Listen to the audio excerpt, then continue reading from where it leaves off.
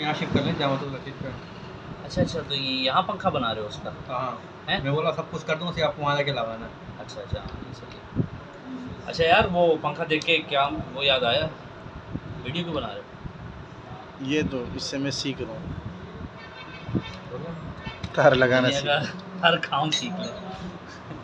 नहीं ये तो मामूली काम है लेकिन सीखना चाहिए यार। हाँ, अच्छा यार, वो हमारा AC/DC पंखा है ना, ठीक है जब बटन से ऑफ करते हैं, रिमोट से नहीं, ठीक है बटन से ऑफ करने के बाद जब ऑन करेंगे या लाइट चलेगी, मिसाल के तौर पर जब लाइट आएगी, ठीक है 2 मिनट लग जाते हैं चलते हुए।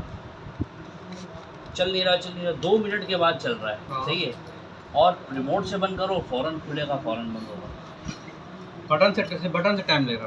बटन से बहुत टाइम ले रहा है, रिमोट से बिल्कुल टाइम। बटन से मतलब ये कि बटन से ऑन जो कर रहे हैं ना आप, हाँ बिजली जाने टाइम लग रहा है, ठीक है। रिमोट से बंद कर रहे हैं, बिजली तो वहाँ से ऑन है, बिजली ऑलरेडी वहाँ पहुँचा हुआ है।